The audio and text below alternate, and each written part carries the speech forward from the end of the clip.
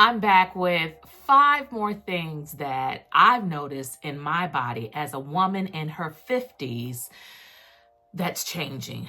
These are 5 things that are changing in regards to my health and my appearance. So the next thing I want to talk about that I see that has changed has to do, y'all, with my eyesight. I promise you, I just had a conversation with a representative from my eye doctor's office. And I was asking her about, what they had been sending me information about my contact lens. And because I only got 6 months, they're like, okay, you should be running out.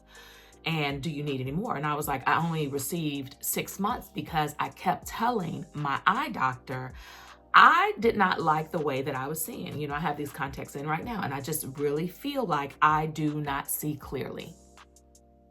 I don't see as clearly as I used to. And there is nothing, and this started in my 40s. Like, I remember in my 40s, like, something's not right. I'm not focusing. Something's not right.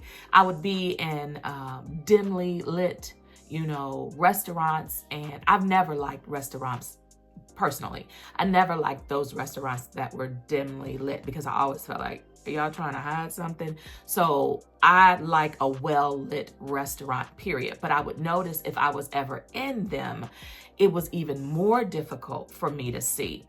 And I know now this is just a part of aging. So it wasn't in my head like, is it just the lights? No. It was my vision. So my vision is becoming more compromised. And so I turned around and I felt like, I'm just going to take my script and I'm going to put it on something like Zulu, because my eye doctor office was tripping about telling me, oh, you can get it cheaper from here. And no, I got my little glasses for, was it $100? I don't remember. It wasn't over 300 as it would have been at my eye doctor's office, at my eye doctor's office. Optometrist, let's just say that. But I went to Zulu and I ordered some glasses, and I'm hoping that they work. I'm very, very, I'm very cautious, and I hope they work, but I'm not going to be upset if they don't. I am going through this third-party company, and I know my eyesight as a woman in her 50s is not good already. I just think that it's going to come to a point where I'm probably only going to be able to wear glasses. I think I'm going to have to give up the contacts at some point because they're not cutting it like they used to. So that's the next thing that I've noticed. So we can call that 6. Okay.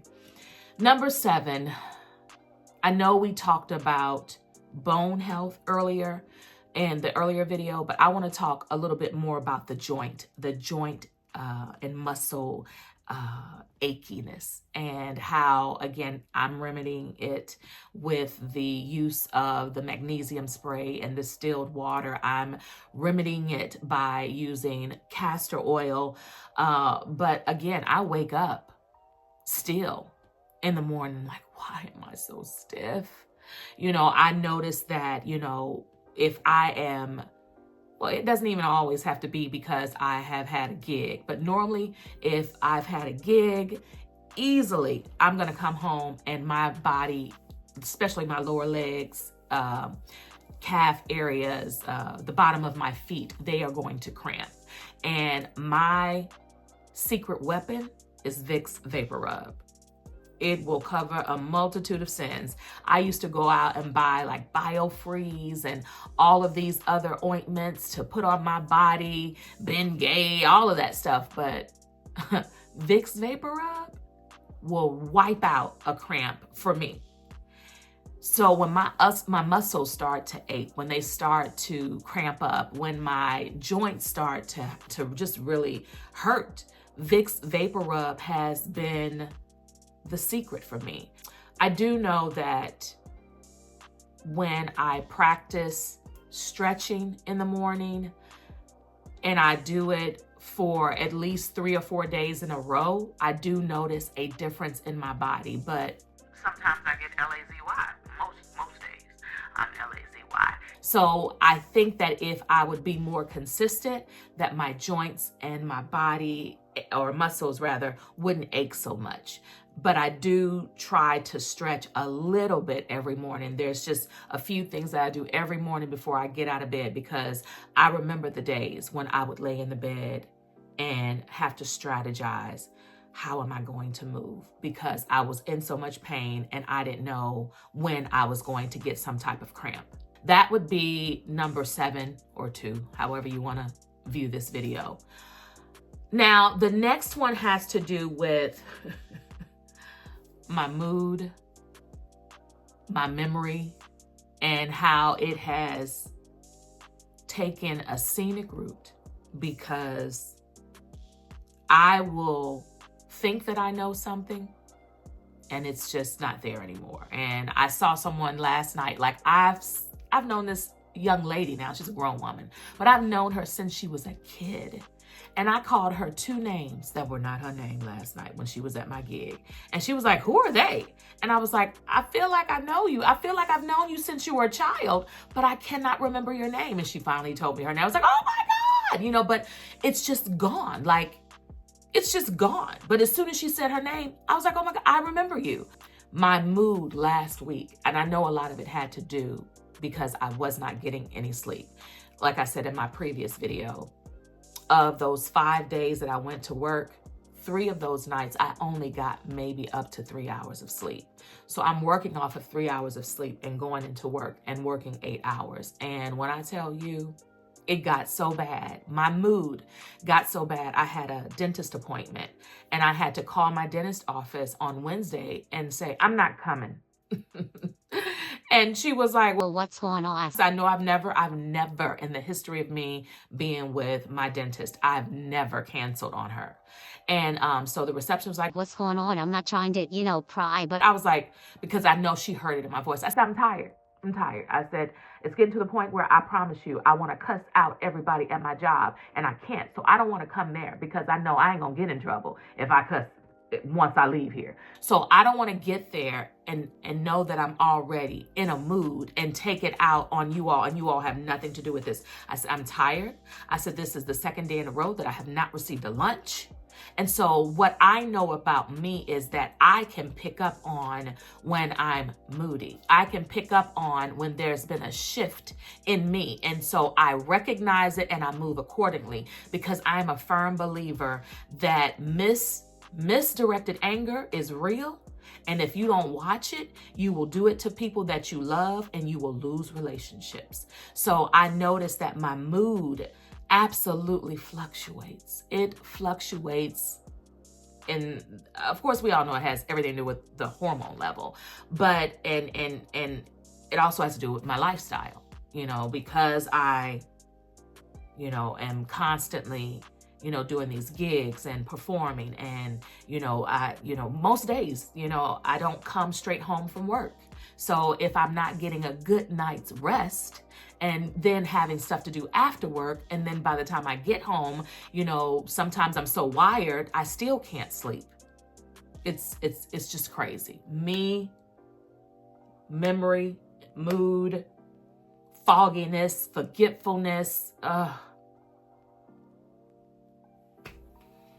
it can take its toll on me. I don't know about you, but I'm definitely interested in hearing your story. But I do know this is the reason why I try to take my nutrition a lot more seriously, because that does have a lot to do with my memory and my mood. So the next thing I want to talk about, guys, I talked about it in my earlier video, but it's my bladder. My bladder has a short fuse. My bladder has a short fuse. Well, I can't say that. It only has a short fuse late in the midnight hour. So between the hours of 1 o'clock and 4 a.m., I am constantly getting up and using the bathroom. I try my best to stop drinking anytime after 8 o'clock, but sometimes I do have tea. And that's it. And I will look at the tea as I'm drinking the tea. I know you're going to be up tonight. I already know you're going to be up tonight because the tea is just going to run through me. I mean, I still practice Kegels. So I know they say that does help, can help. But I'm going to tell you what hurts me when it comes to me and my bladder. I still can't give up coffee. Coffee is, yeah. Coffee is a beast for me. I enjoy coffee. And I know that has a lot to do with my bladder. And I try my best, not try my best. I do not drink coffee at night anymore. I used to, but I do not drink coffee at night anymore. But I do drink quite a bit during the day. So my bladder, again, has a short fuse, and I know some of the ways that I can remedy it with Kegels and with cutting out the caffeine, and I guess we'll see what happens. We'll see what happens. So the last thing I want to talk about is what I've noticed.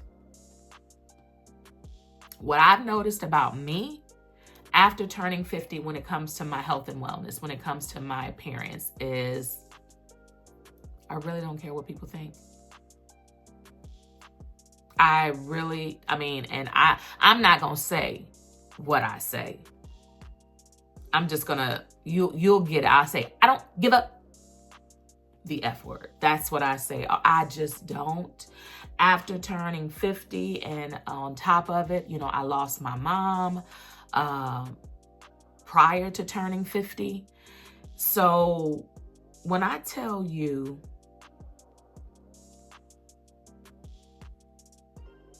I don't care what people think. When I tell you, I don't feel as apologetic as I used to. Like I would, I'm sorry, I apologize. I have come to know, understand, appreciate me to the point where I'm very self-assured of who I am. I know the boundaries that I have. I don't mind letting people know this is the line that I've drawn in the sand of demarcation. You cannot cross it. You cannot pass, go. You cannot collect $200. This I know for sure. And for me, it is my superpower since I've turned 50. Being able to not care what other people think about me. So ladies, these are 5 more things that I have learned about my health, about my wellness, about my appearance since turning 50. Again, let's chat it up in the box below. Let's chat it up in that comment section. And what are some things that you have learned since turning 50 about your health, about your skin, about your wellness, about your appearance? Let me know. I look forward to reading your comments. This is Vita with Life Her Way. Y'all have a great one. Bye, y'all.